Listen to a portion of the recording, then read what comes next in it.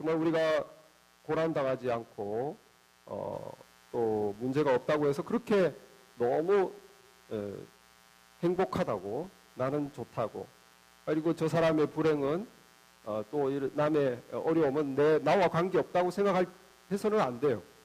왜냐하면 좀 있으면 나에게 어려움이 올 것이기 때문에. 좀 있으면 나에게 어려움이 오는 것입니다. 그래서 모든 사람이 어려움이 오는데, 오늘 우리가 함께 보고자 하는 다윗, 지난주에 우리가 보았던 다윗은 얼마나 잘 나갔습니까? 그죠? 어린 다윗이 정말로 우리가 그전에 봤을 때 사무엘로부터 왕으로 기름 부음을 받고 왕이 되지는 않았지만, 그가 정말 블레셋과의 전투에서 이렇게 어린 소년으로 나가서 그 골리앗 앞에 그거 당당히 싸워서 무찌르고, 정말로 승승장구, 어린 나이에 이 다윗이 벌써 앞으로 왕이 될 사람이죠. 또 그 골리앗을 쳐서 무찔렀죠. 그래서 정말 참 잘 나갔습니다. 그래서 사람들이 국민 영웅으로 이 다윗을 추앙하고, 심지어 길거리 시장에서 아낙네들이 노래를, 사울이 죽인 자는 천천히요, 다윗이 죽인 자는 만만이다.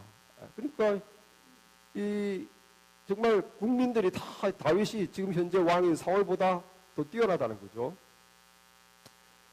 이것이 비극의 시작이었습니다. 또 오실 텐데 뒤에 켜시죠. 그래서 남자의 질투심, 그것도 왕의 질투심, 이 다윗이 어떻게 견디겠습니까? 그냥 일개한 국민으로서 정말 인기가 높다는 것 뿐이지, 왕이, 같은 남자 대 남자의 이 질투로 왕이 이 한 백성을 질투하면 그 백성이 살겠습니까? 그래서 정말 이제는 그 전에 다윗의 풍금으로 마음의 안정을 찾던 그 사울이 창을 던져서 다윗을 벽에다가 박아버리려고 했어요. 하나님의 은혜로 또 그 창을 피했죠. 그러나 다윗은 이제 도망자의 신세가 되었습니다. 지명수배가 되었어. 왕이 이 자를, 지금 유병원 씨를 잡으면 5억을 준다는데, 세월호의 그 선주, 마찬가지로 다윗을 잡으면 모든 것을 주겠다, 내 딸과 결혼시켜 주겠다 이러면서 현상금이 크게 붙었어요. 그래서 이 지금 다윗은 졸지에 도망자가 돼버렸어요. 너무너무 신세가 갑자기 처량하게 된 거죠. 어디든지 다윗이 발견됐다 그러면 사울 왕이 달려가서 직접 죽이려고. 그때마다 번번이 놓쳤어요. 이 다윗이 한 번은 이제 국내에서 숨을 데가 없으니까 팔레스타인 그 옆에 블레셋으로 망명을 가서 거기서 숨어 있는데, 그 동네 사람들이 다윗을 알아본 거예요. 왜냐하면 골리앗을 쳐서 이겼지 않습니까? 이 사람이 아무래도 다윗 같아. 이 왕에게 소식이 들어왔을 때 왕 앞에서 그 가드, 블레셋의 가드 지역을 다스리는 그 왕 하기스 왕 앞에서 다윗이 어떻게 했습니까? 미친 사람 흉내를 냈어요. 침을 질질 흘리면서 미친 사람 흉내를 냈죠. 우리가 알듯이. 그래서 사무엘상 21장 13절에 보면, 그들 앞에서 그의 행동이 변하여 미친 체하고 대문짝에 그적거리며 침을 수염에 흘리매. 그렇게 정말 미친 사람 흉내를 내면서 침을 질질 흘리면서 그렇게 바보 같은 미친 사람 흉내를 내서 겨우 목숨을 구했어요.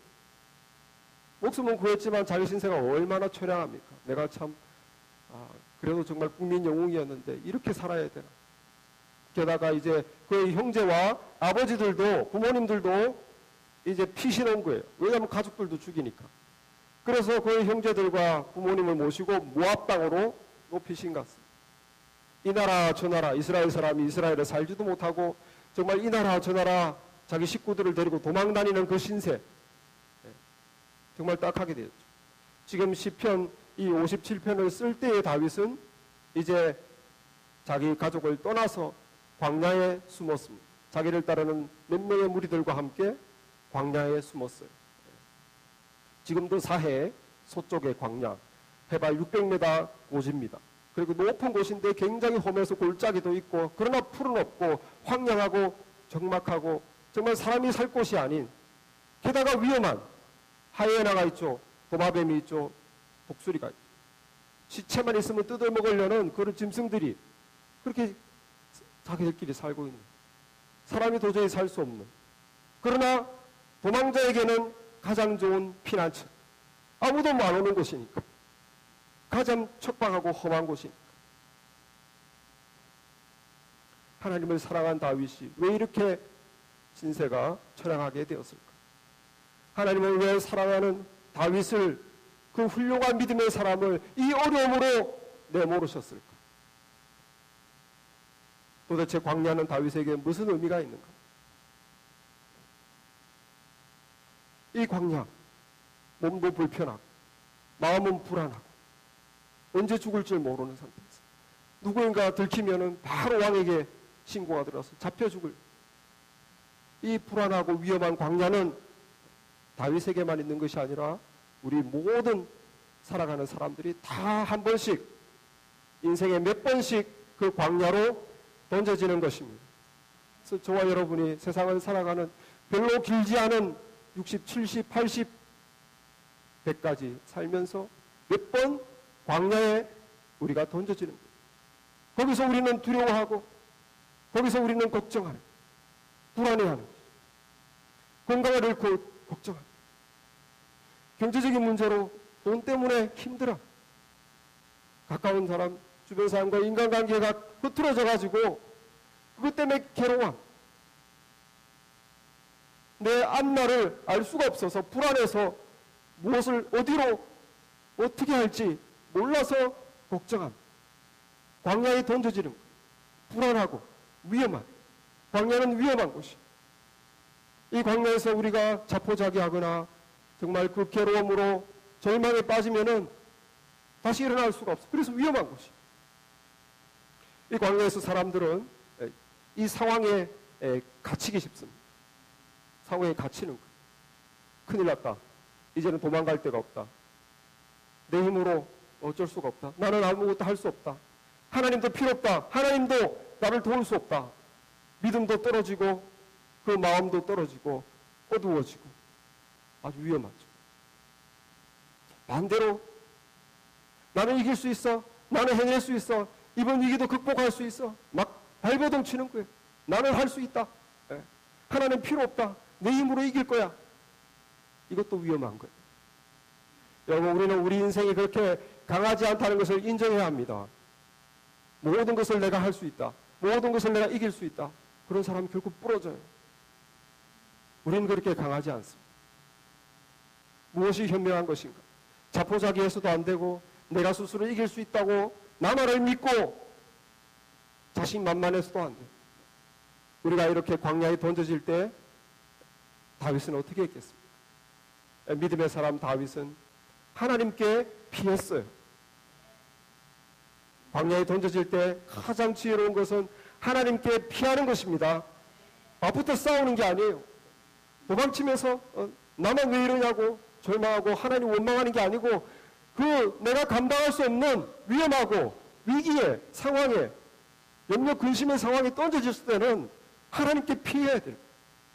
오늘 57장 7편 1절에 다윗이 이렇게 하나님께 피하면서 말하죠. 하나님이여 내게 은혜를 베푸소서, 내게 은혜를 베푸소서.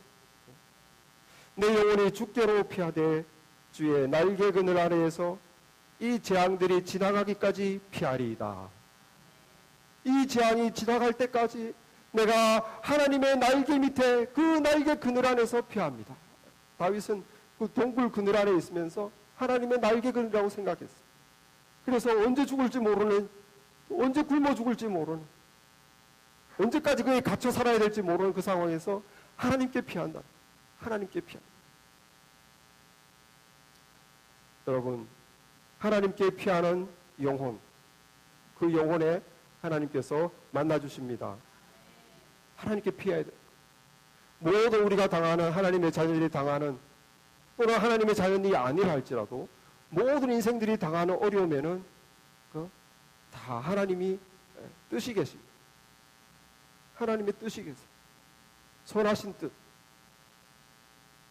오늘 말씀 2절에도 보면 내가 지존하신 하나님께 부르짖으며 곧 나를 위하여 모든 것을 이루시는 하나님께로다.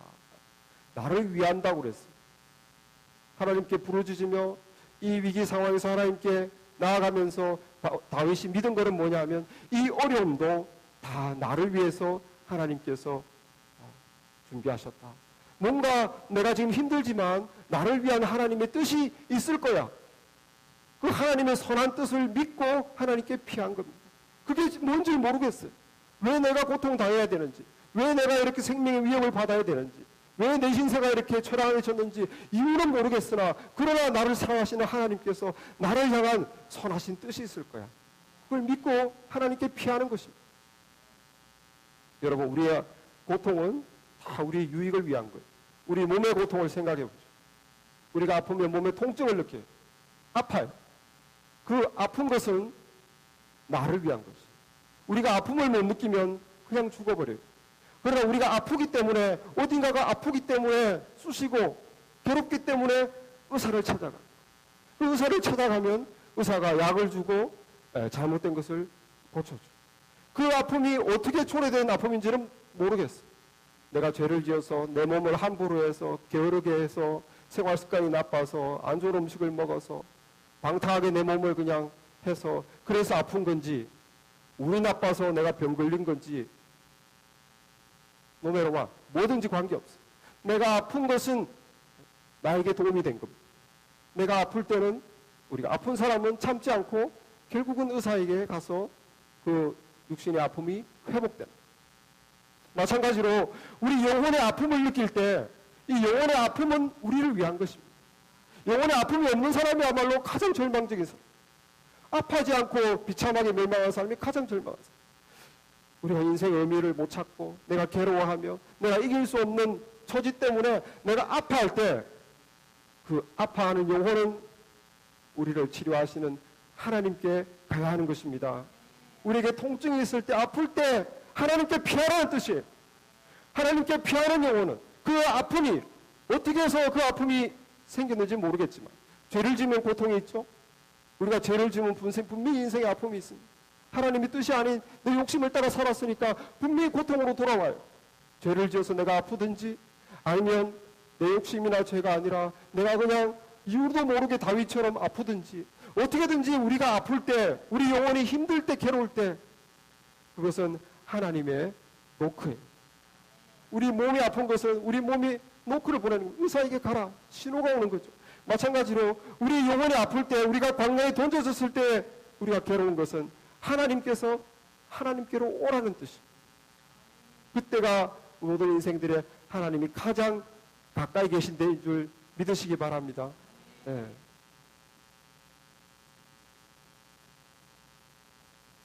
광야에 던져질 때 우리 인생이 복잡하게 살던 사람이 단순해져. 우리 놀러가자 그러면 가기도 싫고, 내가 괴로운데, 네? 어디 뭐 쇼핑하자 하면 가기도 싫고, 내가 괴로운데, 삶이 단순해져요. 내 삶에 고통이 오면은 정신없었던 사람이 고요해집니다. 차분해져요.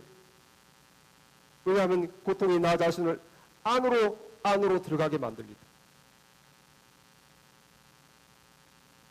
그리고 우리는 그 고통 속에서 떠들고 막 정신없이 살던 삶 속에서 잃어버렸던 자아를, 나를 찾게 됩니다. 내 삶의 고통이 나를 돌아보게 하고 조용히 차분하게 속으로 내가 무엇을 잘못했나, 내 인생이 어쩌다가 이렇게 꼬였나, 어쩌다가 이 어려움이 찾아왔나. 우리가 고요해지고 차분해지고 단순해지고 자기 자신을 찾게 되는 거예요. 안으로 들어가는 것입니다. 좋습니다. 그러나 거기서 끝나면 안 돼요. 그거는 누구나 세상 사람들도 다 하는 거예요. 거기서 한 발짝 더 나아가야 돼요. 거기서 나 자신으로 들어간 상태에서 이제는 하나님께 가야 되는 것입니다. 모든 고통은 하나님의 사인이에요. 우리가 다 하나님을 만날 때, 하나님께 처음 나올 때, 다 어려울 때, 힘들 때, 내 인생에 척박할 때, 광야에 던져졌을 때 하나님께 나아가는 거예요. 왜 그렇습니까? 바로 그것이 하나님이 가장 가까이 있는 시간이기 때문에. 그래서 우리가 광야에 던져졌을 때 그것은 바로 하나님이 바로 옆에 있는 거예요. 그래서 나 자신의 연민에 빠져서 괴로워하지 말고 거기서 나아가서 하나님을 찾아야 됩니다.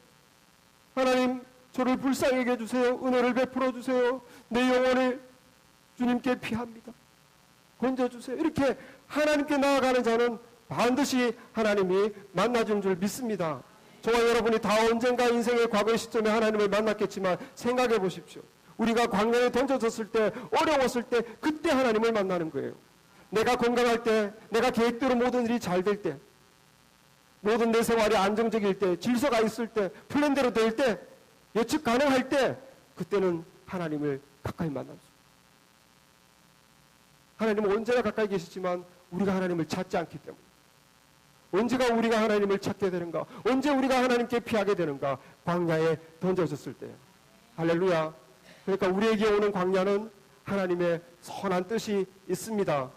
하나님의 선하신 뜻이 있어요. 그것은 괴롭지만, 그것은 참 즐길 수 없는 것이지만, 그러나 그것에는 하나님의 깊은 뜻이 있고 하나님이 가장 가까이 계실 때. 이 다윗이 도망 다니면서 그 과거 일생에서 가장 하나님과 가까웠던 때가 이때예요. 왕으로 있을 때 no.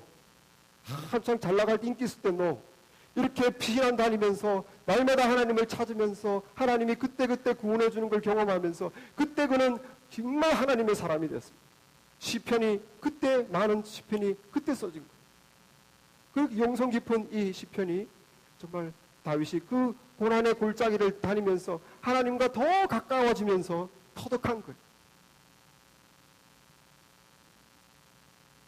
고난 속에는, 고통 속에는 하나님의 선한 뜻이 있습니다. 그는 하나님이 허락하신. 저도 대학원 1학년 때 이렇게 하나님께 은혜를 받고 내가 언젠가 하나님의 일을 하리라. 응답이 안 한 상태에서 대전으로 직장 생활을 하고 가서 이제 연애도 하고 결혼도 하고 첫째도 놓고 둘째도 놓고 직장 생활도 하고 삶이 갑자기 정신없어지니까 과거에 열심히 하나님께 매달리다가 이게 흐지부지 돼버렸어요. 결혼 생활을 이후로 들어가면서 이제 영적인 생활이 흐지부지 돼버렸어요. 너무 뭐가 막 변하니까 애도 놓고 뭐 삶도 복잡하고 뭐 정신이 없고 직장에서도 자꾸 뭘 요구가 많고 그러니까 이제 영적인 생활이 이제 뒤로 밀쳐져요. 기도 생활도 하던 것도 자꾸 뒤로 하게 되고 하나님과 가까이 하던 것도 자꾸 멀리 하게 되고 그냥 일주일에 한 번 수요 예배 그래도 남들보다는 열심히 한다 스스로 생각하고 나는 뭐 일주일에 2번씩 직장인 남자 중에 이 정도면 잘하는 거지 이렇게 스스로 위로하고 그렇게 신앙생활을 했어요. 그러나 제 영혼은 하나님으로부터 멀어진 거죠. 그렇게 이제 안정되면서 많은 사람들이 가는 그런 평범한 생활을 하면서 정신 없으면서 바쁘면서 이것저것 할 것에 그냥 쫓겨다니면서 하나님이 뒤로 내 삶에서 이렇게 코너로 점점점 올려난 거예요. 어떻게 해야 되겠습니까? 하나님이 저를 영적으로 축복하시기 위해서 광야로 저를 몰아야 되는 거예요. 얘를 광야로 몰아야 돼요. 광야로 몰아야지만 하나님께 피하기 때문에 직장 생활에서 갑자기 직장 생활이 힘들어지는 거예요. 전에도 말씀드렸죠. 제 위에 선배가 얼마나 저를 이렇게 괴롭히든지 뭐 자기 본인이 하기 싫은 건 다 저 시키고 출장도 어디 가기 싫은 데는 저를 보내버리고 뭐 그 회사에서 좀 허드렛 일 같으면 자꾸 저를 시키고 근데 얼마나 만만하게 생겼습니까? 막 부려먹는 거예요. 막 부려먹어요. 저는 뭐 원래 그런가 보다 했는데 처음에 못 모르고 그랬지만 1년 2년 지나보니까 저만 그러고 있는 거예요. 저만 이렇게 그냥 이렇게 막대하는 거예요. 저한테만. 이거 마음이 참 괴로웠어요. 꾹 참았어요. 꾹 참고 그래도 하나님께 안 갔죠. 내가 후배만 들어오면 내가 내 신세는 핀다. 그래서 3년이 지나서 후배가 들어왔는데 웬 이 늑대 같은 선배보다 더 지독한 독사 같은 후배가 올라와가지고 그냥 저를 그냥 가지고 주무르는 거예요. 얼마나 참 나이는 어린데 영악한지 저를 자기 마음대로 얼마나 다루기가 쉽게 보였는지 이 선배 대우로 안 해주는 겁니다. 저를 괴롭히는 선배랑 서로 꿍짝이 잘 맞아가지고 저만 계속 제가 신입사원도 아닌데 이렇게 힘들어지는 거예요.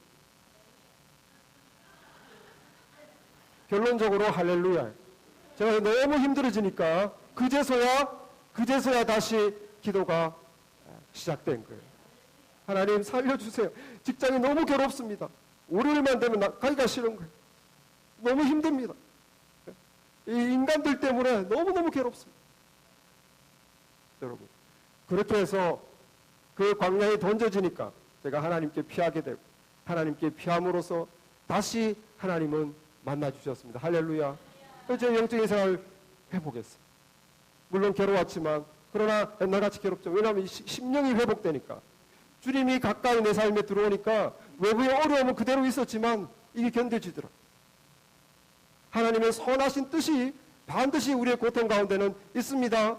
우리를 광야로 이끄실 때는 그 광야에 이끄신 하나님의 선하신 뜻이 있음을 믿고 하나님께 피하시기 바랍니다. 하나님께 피하세요. 내 힘으로 버텨봐야지. 잘할 거 이렇게 하지 마세요. 그건 믿음이 없는 사람, 하나님이 없는 사람이 하는 태도예요. 우리 믿는 사람은 그럴 필요가 없어요. 하나님께 바로 피하면 돼요. 그것은 하나님께서 우리를 가까이 하시려는 사인인 거예요. 우리가 그렇게 광야에서 하나님께 피했을 때 정말 광야 자체는 괴롭고 살기 힘든 곳이지만 우리가 하나님께 어떻게 하나님께 어떻게 반응하느냐에 따라서 그 광야 생활은 축복이 될 수 있습니다. 그러니까 광야에 하나님이 우리를 광야로 던졌을 때 어떻게 믿음으로 반응하느냐가 굉장히 중요해요. 어떻게 믿음으로 반응하느냐. 하나님의 이 손짓을, 내게 오라는 손짓을 무시하고 모르고 안 돼, 이제 글렀어. 네, 어쩔 수 없어. 하나님도 안 돼. 이렇게 하면 더 아무 의미가 없어요.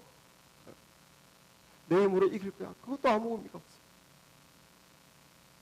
그냥 과거에 고통받았던 시기밖에 안 돼요. 아무 의미가 없어요. 나는 그때 너무 괴로웠어. 이거밖에 없어요. 아무 의미가 없는. 그때 우리가 하나님께 나아가고 하나님께 도와주세요. 나를 살려주세요. 이 어려움에서 건져주세요. 하고 하나님께 적극적으로 구원을 요청해야 됩니다. 피하기만 해서는 하나님께 피해서 이 어려움에서 나를 구원해 주시옵소서. 그것이 하나님이 원하시는 거예요. 그 광야에서 하나님을 만나는 거, 하나님을 경험하는 거, 하나님의 능력을 체험하는 거, 하나님이 살아계시구나, 하나님이 이렇게 역사하시는구나, 그거를 체험하는 것이 하나님이 뜻하시는 거죠. 그렇기 때문에 우리는 하나님께 적극적으로 살려달라고, 여기서 나를 구해주세요, 부르짖음으로 하나님께 나가야 되는 것입니다. 2절에 다윗이 그렇게 하고 있어요. 내가 지존하신 하나님께 부르짖으며 곧 나를 위하여 모든 것을 이루시는 하나님께로다. 그가 나 하늘에서 보내사 나를 삼키려는 자의 비방에서 나를 구원하실지라.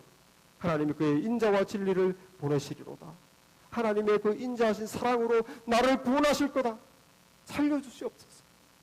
하나님께 구원해달라고 부르짖으며 하나님께 나갔어요. 다윗이 이렇게 기도했기에 하나님은 정말 그를 구원하셨습니다. 그가 도망 다닐 때 정말 위기의 때가 많았지만 사울의 아들 요나단을 통해서, 우리가 알다시피 그 요나단을 통해서 몇 번 죽을 고비를 다 넘기는 거예요. 왜냐하면 사울이 생각하는 바를 다 알기 때문에. 요나단이 우리 사울 왕이 어디로 가려고 그러면 다윗에게 미리미리 알려주는 거예요. 그때마다 생명을 구하고 피했습니다. 20장 제가 읽었고, 요나단이 12절에 보면 요나단이 다윗에게 이르되 이스라엘의 하나님 여호와께서 증언하시거니와 내가 내일이나 모레 이맘때에 내 아버지를 살펴서 너 다윗에게 대한 의향이 선하면 내가 사람을 보내어 네게 알리지 않겠느냐. 그러나 만일 내 아버지께서 너를 해치려 하는데도 내가 이 일을 너에게 알려주어 너를 보내어 평안히 가게 하지 아니하면 여호와께서 나 요나단에게 벌을 내리고 또 내리시기를 원하노라. 요나단이 그때마다 요나단을 통해서 다윗은 위기를 넘기고 살아났어. 또 한 번은 제사장 아히멜렉을 통해서 다윗과 그를 따르는 부하들이 굶어 죽을 지경이 됐을 때 이 제사장 아히멜렉이 목숨을 걸고 다윗을 도와주면 이제 죽는 걸 뻔히 알면서도 이 제사장, 성소의 제사장만 먹는 떡을 다윗과 그 부하들에게 줬어요. 먹고 힘을 내라.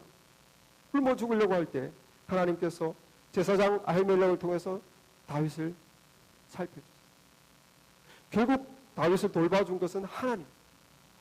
사무엘상 23장 14절에 이렇게 말씀하고 있습니다.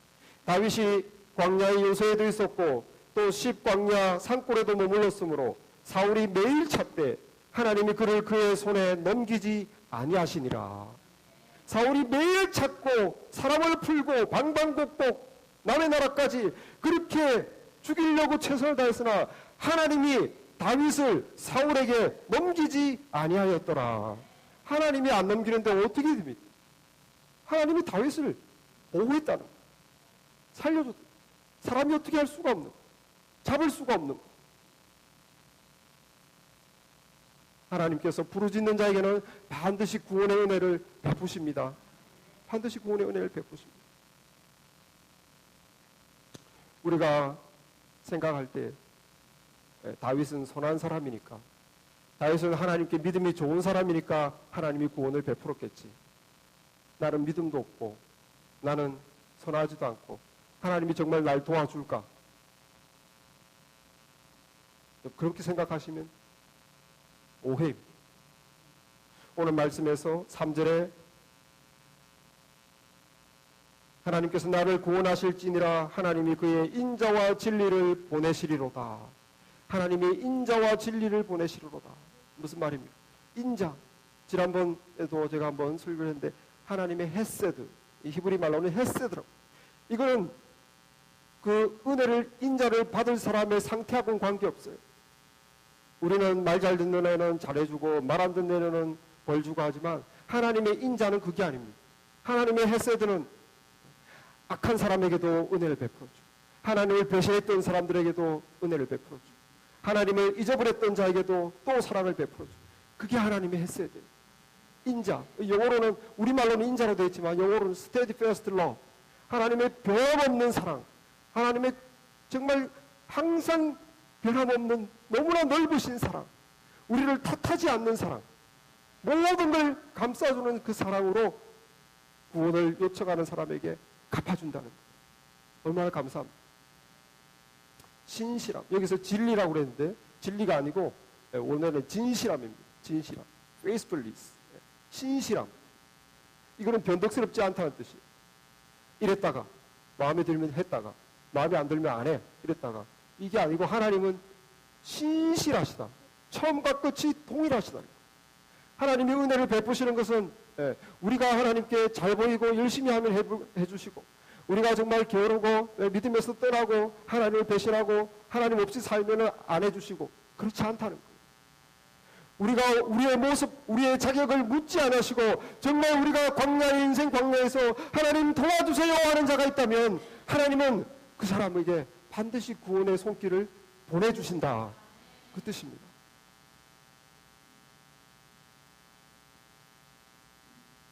마지막 예수님께서 돌아가셨을 때 한쪽편에 강도가 주님께 부탁합니다. 죽어가면서 그런 눈치를 채서 이분은 사람이 아니시다. 이분은 정말 하나님의 아들이시다. 이분은 죄가 없으시다. 그래서 정말 그가 죽기 직전에 예수님께 부탁을 하죠. 예수여, 당신 나라에 임하실 때 나를 기억하시옵소서. 예수께서 가라사대 내가 진실로 진실로 너에게 이르노니 오늘 밤 네가 나와 함께 낙원에 있으리라. 이분 생각해 보세요. 강도 정말 운 좋은 사람이다. 대박이다. 우리가 이렇게 생각할 텐데 이 사람은 평생 나쁜 짓만 했던 사람. 살인죄로 죽으면 당연히 십자가형을 받아야 되는 사람. 그가 무도한 사람. 한 번도 착한 일을 한 적이 없는 사람. 자기만을 위해서 산 사람. 죽어 마땅한 사람. 그 사람에게 예수님이 하신 말씀이 뭡니까? 그 사람이 마지막에 구원해 주소서.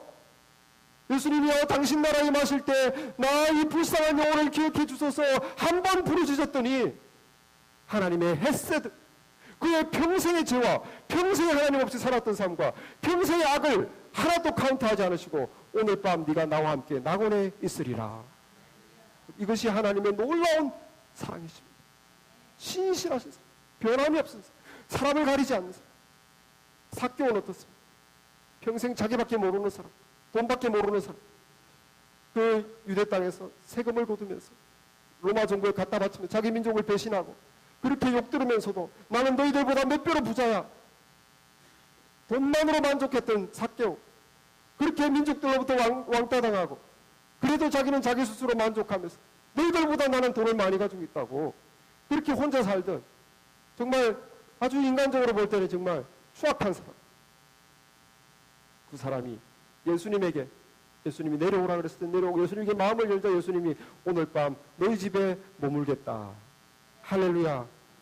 그가 필요했잖아. 우리 같으면 그런 사람 집에 자겠습니까? 하나님의 헤세드. 하나님의 헤세드는 저와 여러분의 상태를 묻지 않습니다. 하나님의 헤세드는 안 믿는 자에게도 동일한 거예요. 안 믿어도 괜찮아요. 믿지 않는 자도 하나님을 향하여 구원해 주옵소서 진실로 외친다면 하나님께서 그 영혼에게 헤세드를 보내주시는 거죠. 신실하신 변함없는 사람.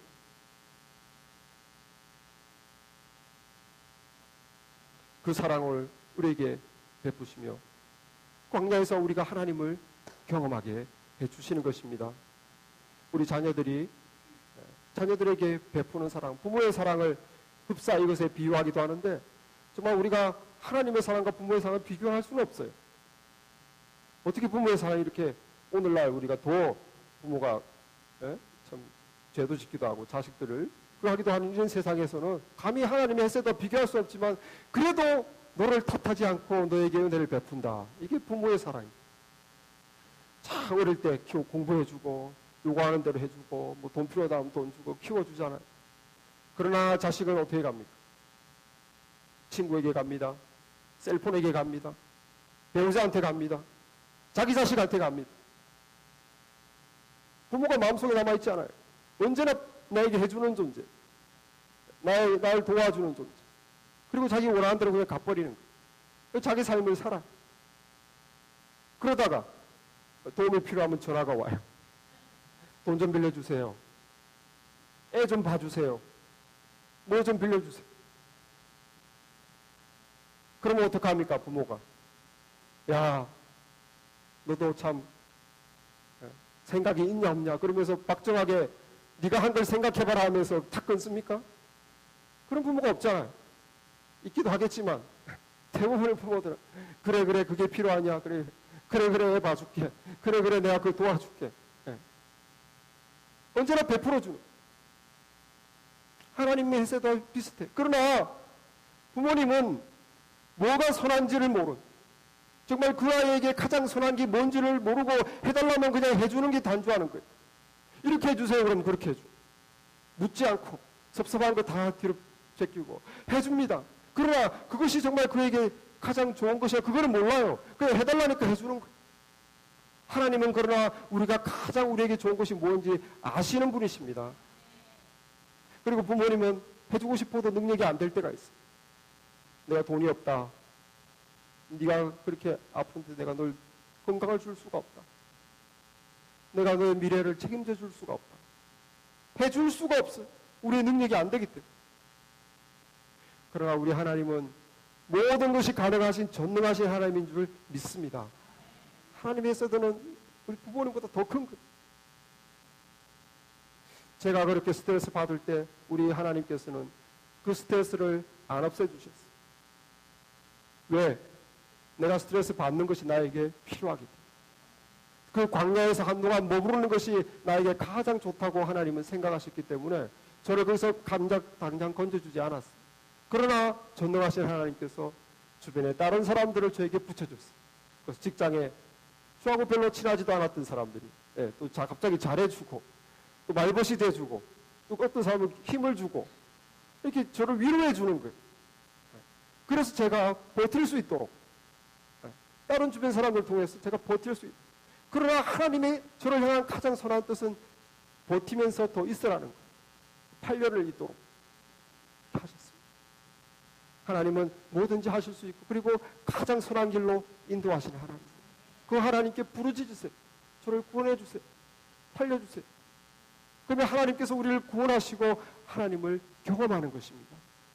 그 광야 학교에서 우리가 배우는 것은 하나님이 부르짖으면 응답하시는구나. 하나님이 살아계시구나. 하나님의 능력이 있으시구나. 이거를 해결해 주시는구나. 그거를 배우는 거예요. 그것이 우리를 향한 선하신 하나님의 뜻입니다.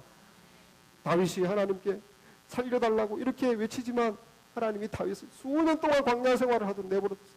이미 왕으로 기름 부음까지 받은 사람인데 계속 이 고생을 하도록. 그러나 하나님께서는 다윗을 계속 살려주십니다. 위기 때마다 정말 이 사람을 보내서 저 사람을 보내서 계속 다윗을 그 위기를 넘기도록 도와주세요. 그러나 다윗에게 이 광야는 하나님이 보실 때 꼭 필요한 것입니다. 다윗이 그 고생을 안 했다면 이 시편은 오늘날 우리에게 없어요. 이 시편은 얼마나 영적인 책입니까?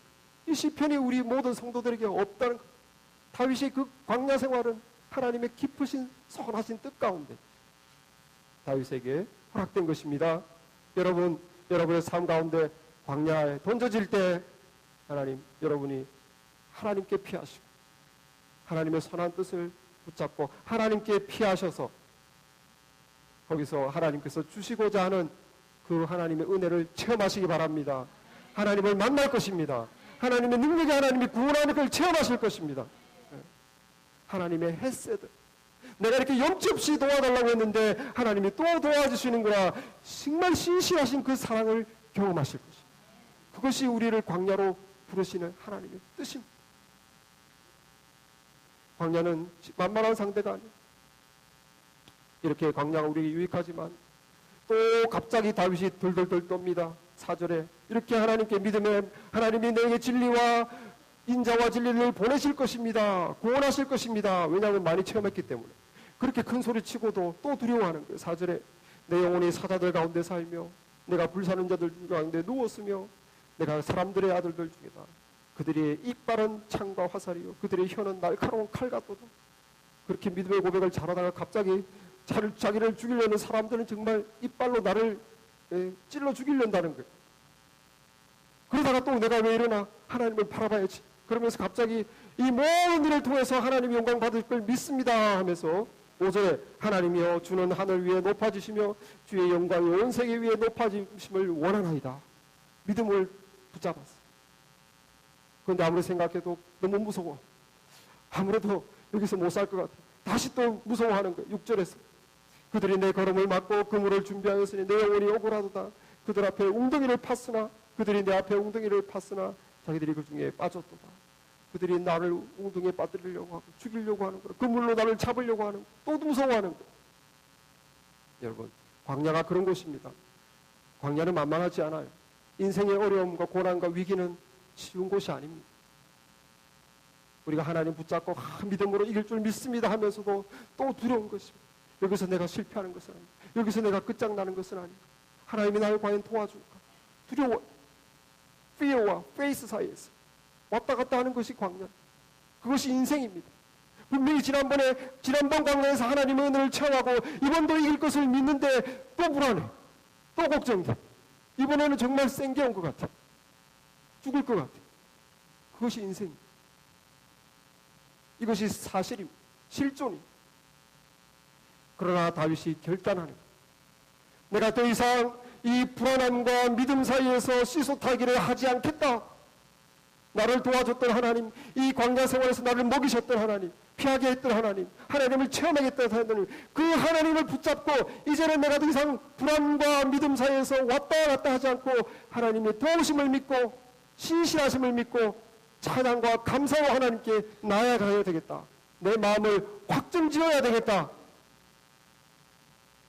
7절부터 다윗이 이렇게 고백합니다. 하나님이여 내 마음이 확정되고 내 마음이 확정되었사오니 내가 노래하고 내가 찬송하리이다. 내 영광아 깰지어다 비파야 수금아 깰지어다 내가 새벽을 깨우리로다. 내가 만민 중에서 주께 감사하며 문 나라 중에서 주를 찬송하리이다. 내가 더 이상 왔다 갔다 안 하겠다는 거예요. 그렇게 수많은 나를 도와줬던 하나님, 은혜의 하나님, 변함없는 하나님, 이번에도 나를 이기게 해주실 것이다. 저와 여러분이 앞으로도 많은 광야에 던져지겠지만 마음을 확정하시기를 바랍니다. 이렇게 우리가 확정할 수 있는 이유는 무엇입니까? 우리 하나님의 헤세드가, 우리 하나님의 인자와 그 신실하신 사랑이 우리가 당할 어떤 고난보다 더 크기 때문에. 그래서 10절에서 이렇게 말합니다. 무릇 주의 인자는 커서 하늘에 미치고 주의 그 진실하심은 궁창에 이르려다. 나를 사랑하시는 그 신실하신 하나님, 나를 위해 선한 뜻을 품으시는 그 하나님의 진실과 그 사랑이 내가 당할 어떤 고난보다도 더 큰 것을 내가 믿기 때문에 내가 이제는 왔다 갔다 하지 않고 확정짓겠습니다. 주님만을 찬양하겠습니다. 내가 광야 가운데 숨어 있지만 감사하겠습니다. 주님께서 이 모든 걸 통하여 영광 받으시옵소서. 저와 여러분도 앞으로 또는 지금 광야에 있을지 모르겠지만 다윗과 같이 믿음으로 나가시길 바랍니다. 이 광야는 하나님을 만나고 배우고 경험하는 광야 학교입니다. 그리고 이번에도 반드시 우리 주님께서는 구원해 달라고 부르치는 우리를 구원해 주실 것입니다. 기도하겠습니다.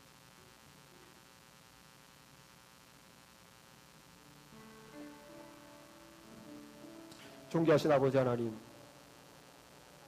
우리를 사랑하사 우리에게 아버지 우리를 내버려 두지 아니하시고 때로는 우리를 광야로 보내어 우리 자신을 돌아보게 하시고 더 나아가 하나님을 찾게 하시고 하나님을 만나게 하시고 살아계신 하나님, 전능하신 하나님, 구원하시는 하나님, 그리고 나를 책망하지 아니하시고 꾸짖지 아니하시고 언제나 도와주시는 구원의 하나님을 배우게 하시니 감사합니다. 우리가 강야로 던져질 때마다 아버지 믿음으로 하나님 바라보게 하시고 주께서 뜻하신 바 선한 뜻을 이루게 하여 주시고 하나님의 변함없는 신실하신 사랑 믿고 그 구원을 바라보며 하나님께 나아가게 하여 주옵소서. 하나님께 피하며 하나님께 부르짖으며 하나님께 나아갈 때 주께서 만나시고자 하는, 주께서 주시고자 하는 영적인 축복을 얻게 하여 주시고 하나님의 사람으로 다시 세워지게 하여 주옵소서.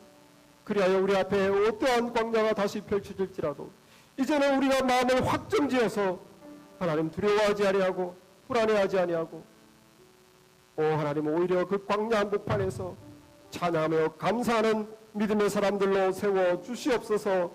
예수님의 이름으로 기도했사옵나이다. 아멘.